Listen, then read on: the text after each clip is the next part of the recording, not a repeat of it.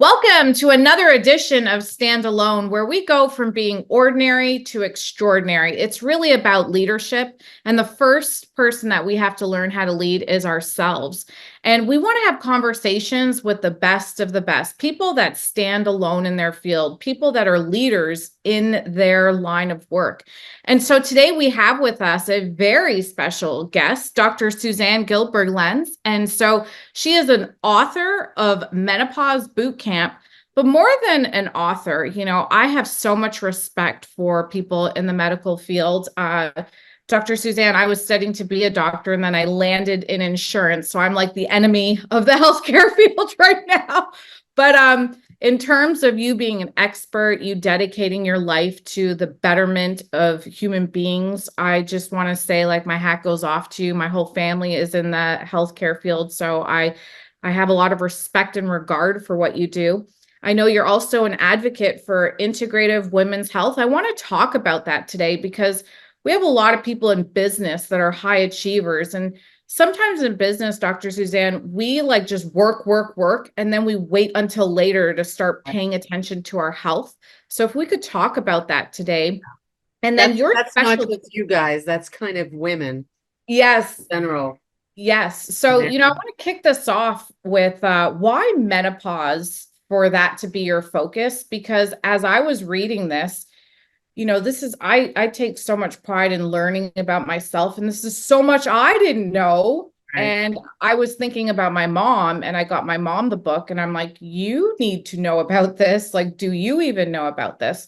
So what got you, first, thank you for being here with us, but what got you to really zone in this, niche of menopause, to create these boot camps, to create a community around it so we could have these conversations?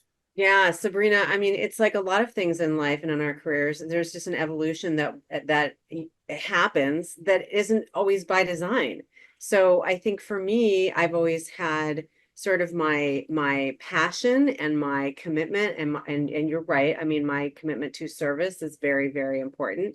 What interests and makes me curious and lights me up and keeps me moving forward is always a journey. You don't know what the next thing is going to be that turns you on. And then the other thing for me is that I've been very fortunate. I've practiced in the same community that I actually trained in, that I actually grew up in. So I've been in this community pretty much my entire life. And I've stayed in one practice for over 20 years. So I've been growing with my patients over time. And a couple of things happened. One was very early in my career, I started seeing breast cancer survivors. They were being referred by some other doctors in the community who were mentors of mine. And often they were young breast cancer survivors. They were thrown into menopause early, very unexpectedly. And it was very unclear how to manage their care because they had different needs. And I realized that I had a deficit in my medical training. And I think now that everybody's kind of talking about this, we know that there is a big, big gap in our training in women's health, even specifically, where something like 85% of graduating obstetric and gynecology residents, so these are the people who have devoted their post-medical school training to women's health, even they don't feel like they come out of their 4 years of specialty training feeling confident to help manage people through this natural life process, right? 45 to 55, we'll get into the definitions in a moment, hopefully. Cessation of your periods naturally, and it represents a third to a half of our lives. This is not a small moment. This is not niche at all. This is over half the population for almost half their life, and we don't get trained in it. So now I was seeing women who were having menopausal symptoms, problems, issues earlier in life, and I had to really just teach myself. And it kind of went from there. Then my patients were getting older, and I was getting older, and I was getting more and more curious, and I was educating myself, and now I felt very competent. And I realized that people were coming in their 40s, sometimes earlier, with all these complaints and not understanding what was going on. Like, it's as if we would have young children going into adolescence with no preparation. Parents don't know, they don't know. I mean, nobody would do that. But that's exactly the same thing that was going on. Furthermore, I've always had a sideline as a media and education person. And anytime I'd give a talk about anything, the hands would go up at the end of the talk and people would want to know about hormones, menopause, all the stuff. And I was like, okay, there's a problem here. Like, people don't know what's going on. And when they were coming into the office for their annual visit, I take insurance. I have 5 to 7 minutes with these people. I can't educate them about all of this and take care of all their needs and their screening. So really, I realized I'm going to have to create something outside of this environment in order to educate people. My menopause boot camp came from a conversation. I was being interviewed publicly about menopause, and I had this moment. Okay, the thread has been lost. The person interviewing me was 20 years my junior, and we were in a room of mixed ages at the Wing. I don't know if you remember. I don't know if you guys had that in Chicago, but it was a women's co-working space at the time. This is 5-6 years ago. And I realized, oh my gosh, yet again, okay, this is what we need. We need a conversation, because we're not having a conversation. Like you just said, you gifted this book to your mother because you feel your mother doesn't have the information. Nobody talked to you about this. And I knew it wasn't going to happen in the doctor's office. And I just put it together. I basically wanted people to have an understanding of what are the terms, what are the definitions, what's the demographics, what does this mean for you on a macro and a micro level? What are the complaints that people come in? What are the long and short-term health consequences of treating? What are ways you can treat it? What do hormones do? I mean, really the basics. This is designed for the public to empower and educate themselves. And it's so interesting, because what wound up happening is I thought I was doing this to educate people and empower them, right? Which I've done throughout my career. What I realized very quickly was that the community building aspects were as important, if not more important. And that really has become the driving force for me in the last couple of years, because I quickly realized, okay, this is a book. I wrote the book, well ahead of this big menopause wave. If anybody knows anything about publishing, from book proposal to bringing the book out to publishers to getting it purchased and then publishing it is 18 to 24 months. So by the time my book came out, it was October of 22, and all of a sudden, everybody was talking about menopause. Yeah. So and first, now we see, right?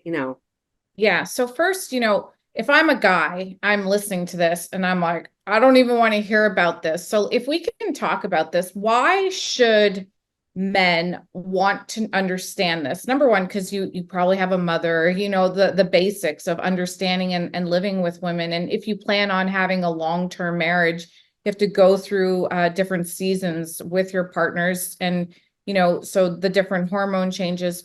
Why is it important for us to understand this? Why, even if, like, I'm in my 40s right now, and when I was younger, I thought people in their 40s were like dying. So right. Now I'm in my 40s and I'm like, no, I'm just starting to live. Right. So, right. So why is this important for all of us to learn about right now? I mean, where do you want me to start? First of all, just look at the numbers. Like I just said. So the average age of menopause is 51 or 52. And let's just stop and define what menopause is. Menopause is the pre-programmed cessation of ovarian function, somewhere between the ages of 45 and 55. So that means your ovaries are done with eggs. They're not making eggs. You're not ovulating. You're not menstruating. So it's not just that you can't get pregnant naturally, but that the estrogen that is being almost entirely produced in your ovaries, and also testosterone, by the way, and progesterone, are not being produced anymore. We have receptors, men and women have receptors for estrogen and testosterone pretty much everywhere in our bodies. So these hormones are just chemical messengers. Insulin is a hormone, thyroid is a hormone, right? This is a way that your body talks to itself, gives itself information about function, metabolism, brain, heart, bones, not just reproduction, not just sex, which is important, everything. So as those hormones fluctuate in the years leading up to the period actually finally stopping, and that's 12 consecutive months without a menstrual bleed for no other reason. We're not going to get into all the rest of that. There's other reasons you could have surgery or chemo or something. We're talking about the average person. So 12 consecutive months between the ages of 45 and 55, the average age 51, the average lifespan of a North American woman is around 80. So just that alone is why men who interact with women, every man, whether they want to or not, whether they're straight, gay, whatever their identification is, whatever kind of work, even a monk is going to interact with women, right? So you're going to interact with humans. We are human beings. We are more than half the population. I mean, do I have to make a case for why this is important? Apparently we do. And I think we're changing consciousness. So just if not for like the moral, ethical, compassion reasons, let's say you're a business leader. You have women who work with you, for you, or who you work for, who are going to be going through this, who are going through this. And guess who those women are? They're your leadership. They're the repositories of a lot of wisdom. They have a lot of experience. These are not people you want to lose from the workforce, but the data shows us that up to 1 in 10 women will leave the workforce during this period of time for a variety of reasons.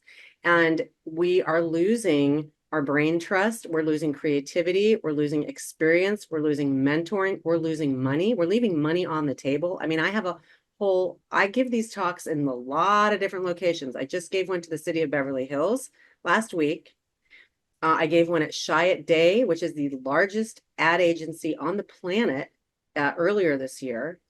The amount of money that is controlled by women over the age of 45 is ginormous. Women make most purchasing decisions in a family. So I could go on and on and on. You pick your reason: capitalism, compassion, medical longevity, the consequences of not managing that transition and understanding that cardiovascular and cardiometabolic disease shoots up at that age for women, that osteoporosis can result in not only hip fractures, but mortality at very high rates in the year following a hip fracture once we're in menopause.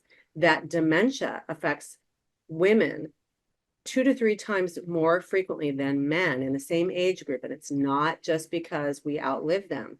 It's because of probably estrogen loss. So just pick your reason. I could go on. I wrote a whole book. So this is important for all of us to understand so that we better approach the middle of life so that we can have a better experience, so that we can be benefiting from the productivity, the creativity, and the transformation that actually occurs in a really positive way, in a supported, resourced environment and person. This can be magical. Like, this can actually be amazing. This is not just like doom and gloom. Yeah, I think this is a very important conversation because when you think of the cycle of a woman, we're talking about a moment in time. Then you have perimenopause that comes before, then you have postmenopause that comes after. And so just our understanding, if you could break down what that means so people understand, and then what are like the defining characteristics, or should we not be generalizing and then stereotyping in those phases? Or can we start to say these are things that you can expect?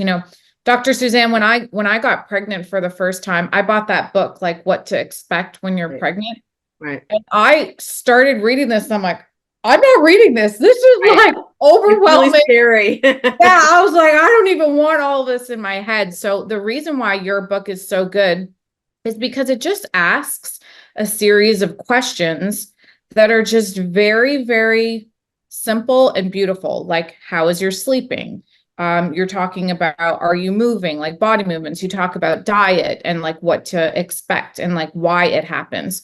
So if you could go back and explain, because this is a term floating around a lot. Yes. I hear perimenopause, then menopause, then postmenopause. What is that? Yeah. Well, I mean, this is the basics, right? Because if we're not speaking the same language, we're not going to communicate effectively. So here's the thing. The word menopause is essentially being used for all of it. And I think that's what confuses people. And in the end, I mean, does the terminology matter that much? Not really. I think what matters is that we understand what we're talking about. Menopause itself, you said, Sabrina, is a moment in time. It is that day that you've reached the 12 consecutive months without the period between 45 and 55. And then the rest of your life is postmenopause, which is a substantial amount of time if you're doing things right. Perimenopause is the lead up, and that can be 7 to 10 years or more from, and it can be very hard to tell where you are in the process until you get to the menopause itself. I think the term menopause is being used globally to describe all of this, the menopausal transition. So I don't want people to get too stuck, but I think understanding the differences is very important. And again, just to emphasize that we're talking about, 3 to 4 decades of your life. This is not insignificant. This is like half your life. So yeah. That's really great. And then for also, in terms of just making sure that we understand as women too, a lot of us have put off having children so we can get into the workforce. Can you speak on this from your point of view? Like, what are you finding out about women? There's two camps. Some people are saying, they waited too long to have children. Now they can't have children, but when this sounds like the most simple and basic question, and this is why I'm going to ask it, but like, when is the moment that a woman can actually not have any more children? Because that's something that people don't fully understand. They think it's like an age after, I think I'm having a hot flash right now, after 35. I'm giving you a hot flash. It's just the lights. After, a lot of people hear this, after 35, your eggs aren't healthy, don't have children. But in today's world, a lot of women are waiting longer to have kids. Yes. They're getting their careers set up. So when can we have kids? If we are still ovulating at 45, can we still have kids? These are this is a great question. And the thing is, it sort of builds on, even though I didn't answer the last question you asked about, like, what is the experience so different for everybody that we can't really talk about it? Yeah. And I'm going to answer that and answer this at the same time. The fact is that there are some basics that exist, right? It's not just the number of eggs that you have, it's the quality of the eggs that you have. So you might be ovulating on a regular basis and you may actually get pregnant, but whether or not you're going to have a healthy pregnancy that you will carry to term and result in a live birth is different, right? So I have patients between 40 and 44 or 45, we actually see a lot of unplanned pregnancies because people think wrongly they can't get pregnant, and whether or not those pregnancies will result in a healthy pregnancy without assistance, without fertility support or something, is a different story. Those numbers decline pretty steeply after 35. That doesn't mean you can't get pregnant and have a healthy pregnancy between 35 and 45. But whether or not you specifically can do that is not something that I can tell you. Like, that's something you need to evaluate with a physician because it's a multifactorial situation. It's also not only dependent on you, it is dependent on the sperm that is being donated or used or whatever, wherever it's coming from, right? Because sperm has aging and health issues as well, and sperm quality and sperm quantity. And by the way, not to be scary, but those numbers are on the decline too, where something is definitely different. It's not just aging, it's something's going on. I think I don't do fertility and I don't do obstetrics actually at all anymore. I don't handle pregnancies, but I did it for a very long time. And I think there are definitely concerns, just as you or your listeners may have heard, that there's, changes in cancer rates in younger people. There's changes in fertility rates in younger people now too. It's probably environmental. We don't really know, not to be scary. I think if you think, if you know you want to have children and you're not ready, or you think you might want to have children and you're not ready, the time is yesterday to go have a conversation with your doctor, whether you're going to commit to the financial, psychological, and health impact of egg freezing or using science. You can get pregnant postmenopausally with science, not your eggs, maybe not your sperm, but you can do it with science. It's going to be a big to do and it's going to be expensive. But if somebody wants to get pregnant at 50, I'm not going to here to say whether or not I think that's a good idea or not. There's definitely health issues involved, but it can be done. I think getting spontaneously pregnant is a different scenario. And it's similar to the perimenopause, menopause experience. There are some basics. There's the physiology of it, like we discussed, but how people experience it in their body is dependent on so many different factors. So, fertility is a very, very interesting thing. And it's really interesting that you brought this up because I've really been thinking a lot more deeply recently about the journey of older moms. We know that the age of birth rate is increasing in this country because of exactly what you talked about. People focusing on their education, focusing on their career, focusing on their personal life, deciding they don't want 4 kids, they want 1 kid. Things are different than when I was raised or, when I even had kids. My kids are in their late 20s now. So we know that the age at first birth is older. And now these moms are coming out of their pregnancy and into their postpartum period, and they're actually in perimenopause and they don't know it. They're not Wow. prepared. And it is really, really challenging because the physical, psychological, mental, spiritual, financial challenges of parenting are for real. I mean, the gifts are amazing. The benefits are amazing. I don't know if you guys listen, the Surgeon General just put out a report essentially saying last week, parenting is hazardous to your health. The way we do it in this country, because we don't have adequate resources, we don't have adequate leave. It's so you add in you're 40, you're 41, you're 38, you have your first kid. Now you have, maybe you've got a couple of toddlers, you're working and you're in perimenopause and you're being told, well, you've got little kids, you've got a lot of stress, you're not sleeping. But what's being lost is that this person didn't realize that by getting pregnant at that age, they're also going to be entering into perimenopause at the same time as their early, parenting years. It's not impossible at all by any means. But if you have no idea that that's what's going on, you're not going to get the proper support and guidance. And that's an area we really need to be digging into more. And another area that I think is very interesting in terms of opportunity, in terms of the way business, the way work life sort of creates space for this. I mean, it's actually a great business opportunity to be perfectly honest. We can look at these changes as opportunities or obstacles. That's a mindset thing. Yeah, for sure. I love that you are in this community for a long period of time and that, you kind of stick with your patients and you are able to see these trends and what's happening because sometimes like we don't get to build those long-term relationships with our healthcare providers. So I think that's incredibly nice to hear. And then just your ability to see trends, to see what's happening over the lifetime of a patient, I think is really impressive so that you can give like a overall view of what's happening for the life of a female, as opposed to just seeing teenagers and then being in that zone. So I think this is really nice.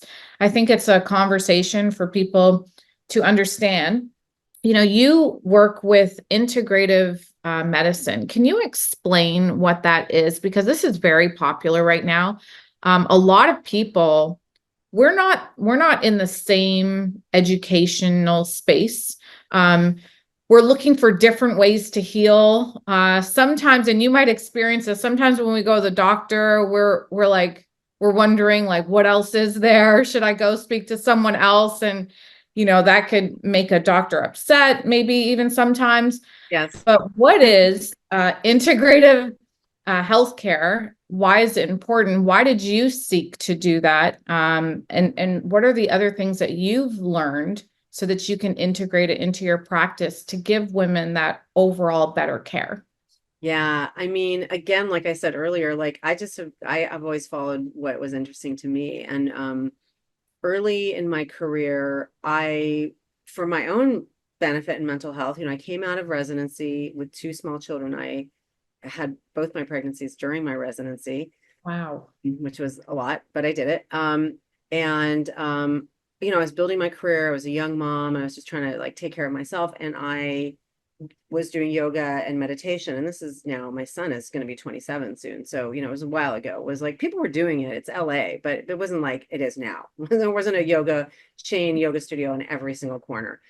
So I started doing that for myself. And in that, I was introduced to Ayurveda, which is the ancient medical paradigm of India. I think people are more aware of Chinese medicine in this country because it's licensed and regulated. Ayurveda is not, but Ayurveda and Chinese medicine grew up around the same time, depending on what you look at, maybe 4,000 to 5,000 years ago. Very, very interesting modality. And yoga and some forms of meditation are actually branches of Ayurveda. So I just got kind of interested in that for my own personal reasons. I wasn't like going to start practicing Ayurveda. And the more I got into it, the more I was like, oh, wow, this really makes sense because it's a mind, body, spirit approach. And I felt like I realized with my own patients, and I had had many experiences over the years, that, there's a lot more that goes into that relationship that you have with a patient, that healing relationship. And you use that term. I think there's difference between art and science. There's a difference between fixing, solving, and healing. And there's something ineffable about what that energy exchange is between people. And I think doctors experience it more than they might talk about it. I Mhm. think, because it's like spiritual and, we're scientists. I don't know. I've always felt this way, and I was always open about it. I also started my training in medicine in LA County Hospital in the early 90s. And the population that we were taking care of was largely indigenous Latino people, many of whom, and I grew up in LA, I speak Spanish, but many of whom we didn't speak the same Spanish. They spoke indigenous dialects. They were very, very close to their culture. There was a lot of interest in spiritual beliefs in plant-based medicine. And I was always very, very curious about that. So these things kind of wove together. And as I studied, I realized there's a lot in this that I can be using. And integrative medicine as a field wasn't really official. And now it's actually a board certification. When I did it, it was not board certified, there wasn't officially sanctioned by the American College of Medical Education. It is now. It was not at the time. And I became kind of known for just being open-minded. So I integrate herbal medicine, lifestyle medicine, and always have, well before it was a cool thing to do in my practice.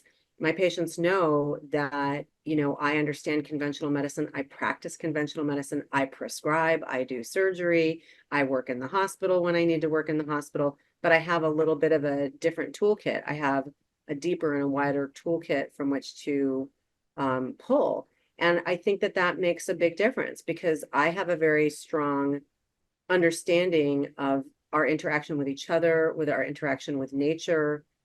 For those people listening who don't know, I mean, probably 30% of conventional pharmaceuticals come from the plant world anyways. And Yeah. indigenous medicine isn't like some weird alternative.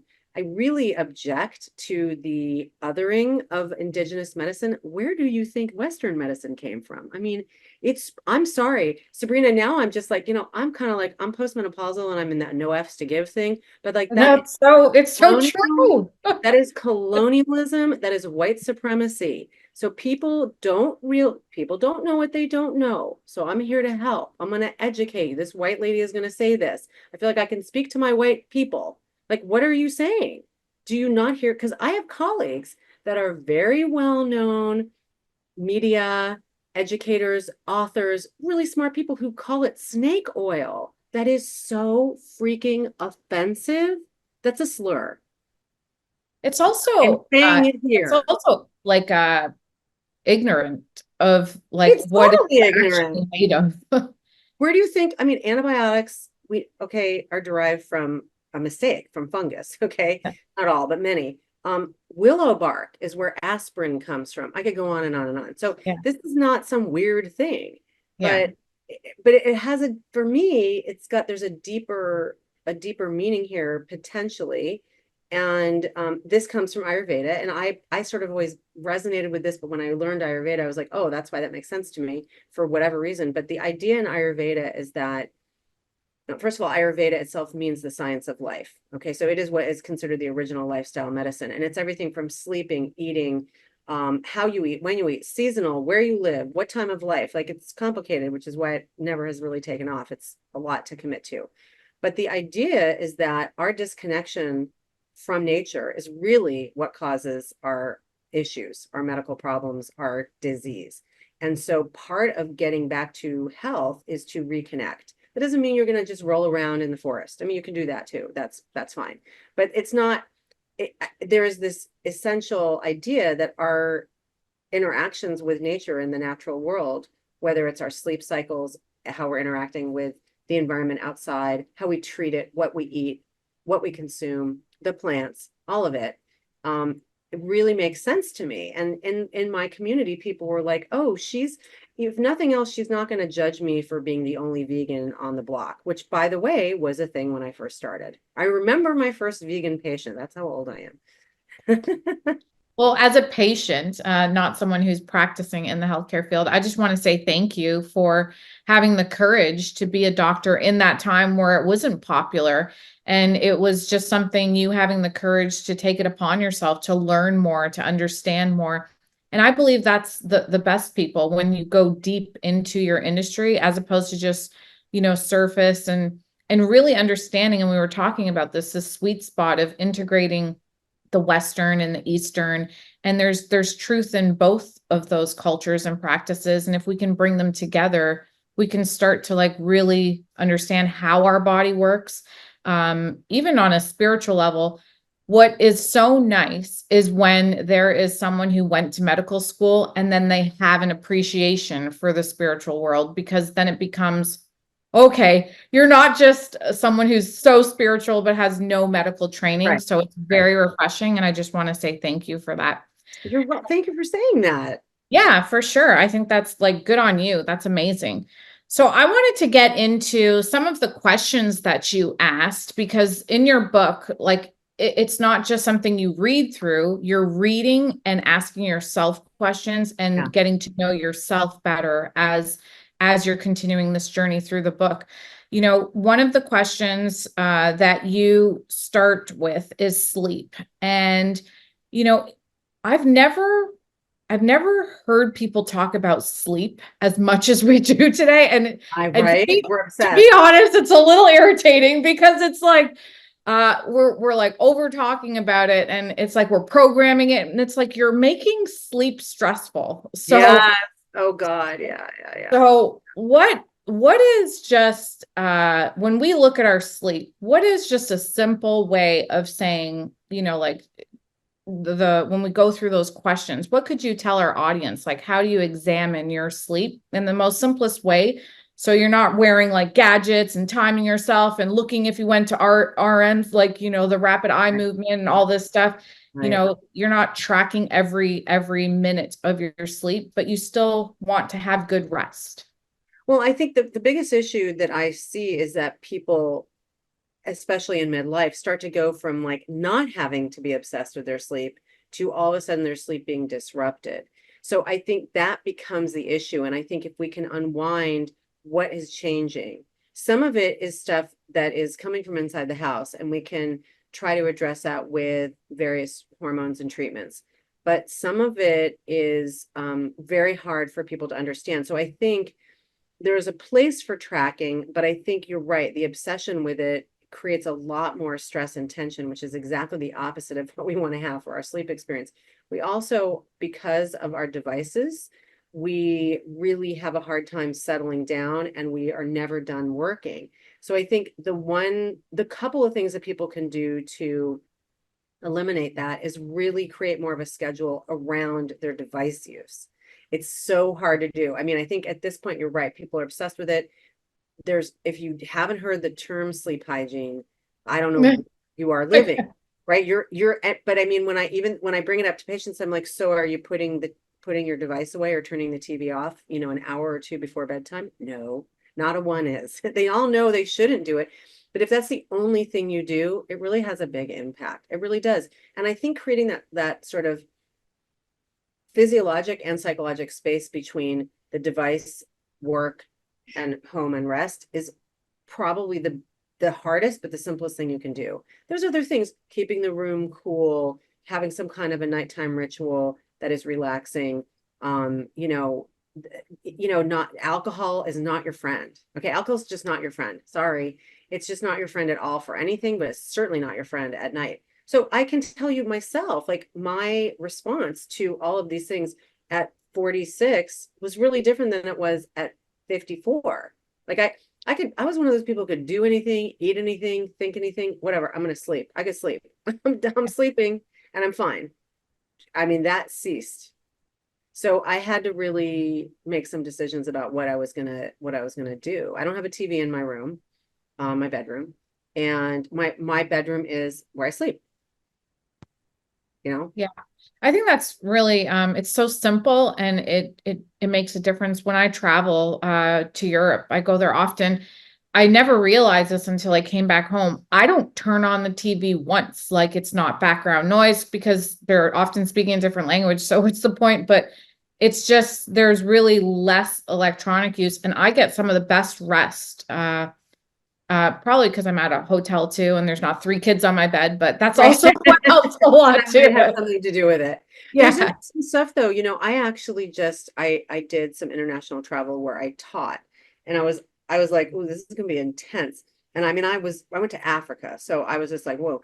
And somebody I know told me about this app that I used, not a paid position here, called Time Shifter. There's a couple of them. And it was fantastic because it had me, it's like NASA designed. It had me like looking at planning my caffeine, my bright sunlight, my electronic light, my sleep, my naps, leading up to and through the flights in the first couple days. And I'm going to tell you that it was so much easier. And my coming back, I had like no issue. I have never had that happen. So those are things that we can do on a daily basis. Getting some bright sunlight early in the morning, it's not taking melatonin. I mean, you need to set your circadian rhythm. So that's why that blue light is just so bad for us. So Yeah, definitely. You talked about the support system in your book also, which I wanted to talk about. And you're really big on community. This is why you created those boot camps. How important is it for us to speak to people, that are also professional, to help us, to guide us, but then to surround ourselves with people in that similar age range so that we don't feel so out of place? And then we're wondering, is this normal? What is normal? How important is a support system as you're going through the different stages of health? it's so important in everything. There was a study that was released in the last 2 years showing that loneliness is has more of a negative impact on your health than smoking cigarettes. And this was a very large study. I mean, this is like, and I think coming out of the lockdowns and the pandemic and all of the trauma of that study was very important for us to remember. And I do think, by the way, that a lot of the momentum around community building and specifically around midlife awareness did grow out in part of the enforced isolation and the creativity that we needed to start to have around the conversations that we were having about everything. And I think but midlife women ended up online in a way that they had not been before. So it is so beyond important. I cannot overemphasize how important it is. Loneliness, connection, destigmatizing words, shame. When I did one of my first boot camps, I was getting feedback, right? I was like making it up as I went along. And one of the participants came to me at the end and said, loved it. It was so great. Could you not call it menopause boot camp? I mean, that is how strong the stigma was. This woman spent her time and money to come do this, but did not want to say the word out loud. And that is not really that unusual. And I think especially when we talk about the workforce, it's still very slippery. We know that there are biases against older individuals in general, specifically against older women. And people are understandably concerned about coming out. So I think that the celebrity culture around this right now is actually very, very important, because the more we hear the word, the more we see people that we admire talking about their own personal experiences and professional experiences, the more we have courageousness around having these conversations. And when we are in community, we can do anything. We have strength, we have love, we have support, we have resources, we share information, we educate one another, we lift each other up. We remove this idea that we're in competition with each other. A rising tide lifts all boats. That is my motto. And I will tell you, my personal and professional experience in the menopause world, and as it has grown in the last 4 years, has been the model of that in a way that I never would have anticipated, Sabrina. So I started doing this work, right? I wrote the book. The book came out. I got invited to speak at an event. At that event, I met a bunch of other people who were social media influencers in this space. We became friends. Everybody started glomming onto each other. Everybody started talking to each other. Everybody started sharing data, research, projects, hyping each other up as girlfriends. I have a text thread. I have a WhatsApp group that is called the MENOPAUSE that probably has close to 40 people on it from all over the world at this point. And then I have another, don't tell them, I have another small, really group thread with 4 or 5 of my women who I didn't even know, who are now my dear friends and collaborators on a professional level. In my entire 25 years in medicine, I have never had this kind of professional support as I have with these women. It is extraordinary, extraordinary. And this can happen. You don't have to be a social media platform person.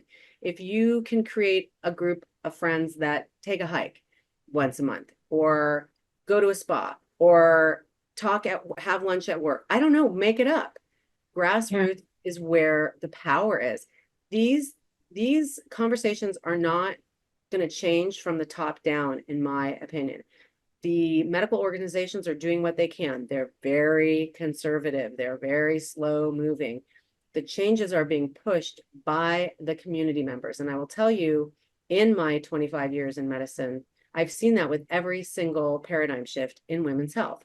Breastfeeding publicly, normalizing birth, talking about the difficulties of postpartum, sexual health, body positivity, menstruation and menstrual products, now perimenopause and menopause. It's not coming from the organizations. It's coming from the groundswell of human beings that are experiencing it and demanding more. And I'm here for it. That's what Menopause Bootcamp is about. Yeah. I'm grassroots lady. Yeah, that's really, really good. I was going to ask you this question. What does aging beautifully mean to you? Because we live in a world today where everyone is like forcing themselves to look as young as possible. And I believe that in longevity, but I don't think that I want to be like 60 years old looking like a 20-year-old. Like I don't want to sign up for that program, but I wanted to hear what your opinion is. What does it mean to age beautifully for you? Well, I mean, and thank you for asking that question and thank you for saying it the way you did, because I never want people to feel harmed by my words or my opinion. I grew up in Los Angeles. I have spent most of my life here. So this is one of the epicenters of diet, beauty, culture, and standards. And for me, aging beautifully is maintaining my health, because when I feel good from the inside out, I project the beauty that I feel inside.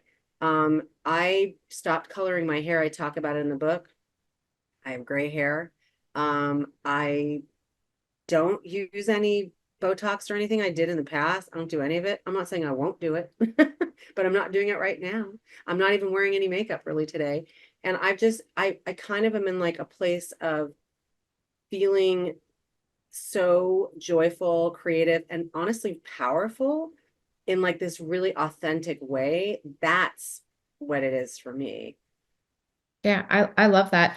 In your book, you talk about, I love this. I was going to read this to everyone, where you just have to relax a little bit and enjoy the time. You're talking about when we're so obsessed with diet. I wanted to wrap up with like how important nutrition and diet is as we age. And it's like you were saying, when we're young, we just eat a bunch of garbage and we get away with it. And then we're like paying for it later on. And now I look at an Oreo cookie and my stomach hurts. Like I don't even want to touch it.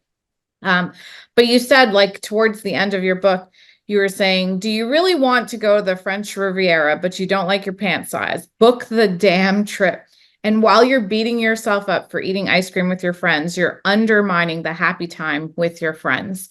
I think that's very beautiful, because we are so worried about like, how do I look? And, what is this food going to do to me, that we're taking away from the moment and just being with our friends and traveling and have a good time. And I'm guilty of this too, because we're in a culture that's so obsessed with the outside that the joy inside of us is dying.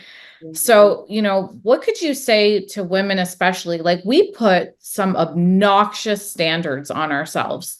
Even when we're traveling, we're not relaxed, because we're like, I'm poking a little fun now, but when you go and travel now, like everything is about people getting the perfect Instagram shot and they're overdressing. And I'm just like, what's happening here? Right. So what could you say to people as we age? We still have to enjoy our life, but can we enjoy our life and enjoy eating healthy? Like, how can we integrate that into our life? Of course we can, but the thing is, it's hard because the messaging is so all over the place. This is the messaging. Enjoy your life. Joy is amazing. Health span. Da, da, da, da, da. But meanwhile, you're still getting like a lot of, I mean, I would say the images that we're getting shown are way more diverse than they were in even 5 years ago. Yeah. But and I think the other thing I will tell you, look, I'm 58. So I was raised with like the standard was Cheryl Tiegs in Farrah Fawcett. Okay. I'm not sure you can tell. I don't look anything like them. I never did. I never will. And I'm like curium, this enlightened, I'm a person, and that stuff's baked in. That is baked into who we are. So I think it's also a matter of like being gentle with ourselves when we find ourselves sort of succumbing or participating in a way that doesn't feel authentic to ourselves. And I'm not saying that everybody should just like let themselves go to crap and their Yeah. cholesterol should be 400 and just take a statin. Like I'm not saying that, but I think we have to just be more mindful of where is that narrative coming from? Are we adopting a narrative from the outside that maybe isn't ours, that maybe doesn't reflect our values? Or are we capable of re-examining the narrative that maybe we've lived with? Maybe we're changing our narrative, I was a person who colored her hair for a long time. I'm not mad at her. I just wasn't a person who colored my hair. You know what I mean? I just like, this doesn't serve me anymore. I loved my hair coloring years. I now love my not hair coloring years. Like we can change and evolve. I think we just have to be, like I said, like we do have to be a little more relaxed about it, but sometimes we need a poke. This is another reason why we need community and friends, because you can remind me like, hey, Suzanne, like, could you just be with me and put your phone down in a nice way? Like Yeah. we're here for each other. We're not perfect, Yeah. Yeah, definitely. Just to wrap this up, when I think of you, I think of someone who has really embodied the ability to stand alone. And that means that you're a leader in your field. And then you go from just being a doctor, and then how do I be an extraordinary doctor that's going above and beyond the call of duty and really like looking at a human being from like a 360-degree approach as opposed to just a 2D, this is what I have in front of me, and looking at their stats. So when I think of you, I think of the word courage. A lot of people will ask me, like, where do I get my courage from? I want to know from you, like, where did you, when you say this, I'm just so impressed. You're in your residency with 2 kids, many years ago, and this was not the same time. No, You had it to wasn't. push through a lot of things that paved a pathway that I get to walk on. So thank you very much for that. But where did you get your courage from? Because I tap into things that you didn't probably have access to. So where did your courage come from? I mean, I don't know. I always liked a challenge. So, and I remember when I was younger, like that was something I would say, like I love a challenge. So some of it was that, like it's just some personality stuff. I think there's some probably family culture. I have a strong sense of coming from a family and from a culture where we we don't just survive, but we thrive, and that there is a pride in that. And honestly, I'm an incredibly curious person. So, if curiosity doesn't kill the cat, it does take it on a lot of adventures. So I don't think I wake up in the morning saying like today I've got to be courageous. But I did, as a younger person, I did push myself really, really, really hard. And I will tell you, actually, Sabrina, that now I see for me that the courageous thing is to select myself and to not push so hard. I didn't meet my trainer this morning. I didn't feel like it. I was tired. I didn't want to do it. God bless him. He doesn't give me a hard time about stuff. He's like, he's known me a long time. And like that, like giving myself a break. Yeah. That's what courage is looking like for me now, choosing myself. Yeah. And you've earned the right to do that. You've lived a beautiful life, like doing the right things at the right time. So good for you. That's amazing. I think that's incredible that you were able to do that. Where would someone get to find out more about you? First, get your book, Menopause Bootcamp. But like if I'm wanting to learn more about what you do, maybe I have a group of friends and I want to like create a boot camp, or is that even a Yes. possibility? What do I do? It is. It is. So I think going to my website, the Dr. Suzanne, THEDRSUZANNE.com is the place to find all my socials. I'm very active, and information on the book, including links to purchase. But more importantly, I have a menopause bootcamp certification program. In other words, you can become a facilitator officially of menopause bootcamp because, as I mentioned, this is not for practitioners. This is for humans. This is a masterclass not in how to take care of menopause, but how to be in menopause. And it is appropriate for anybody who wants to create a group experience and a communal experience of education and empowerment and to help that grassroots movement grow.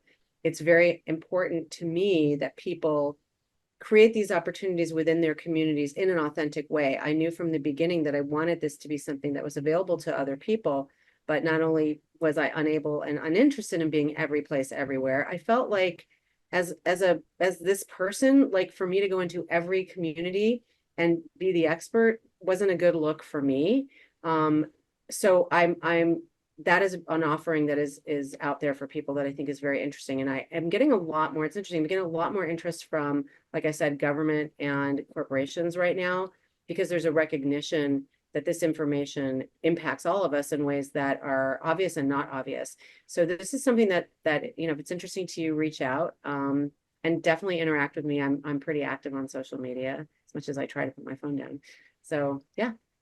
Oh, that's wonderful. Well, thank you for your time today. Thank you for your expertise. Thank you for just you caring to be a good healthcare provider to so many people. So thank you again for your time. Thank you so much, Sabrina. What an amazing conversation. And thank you for being so patient.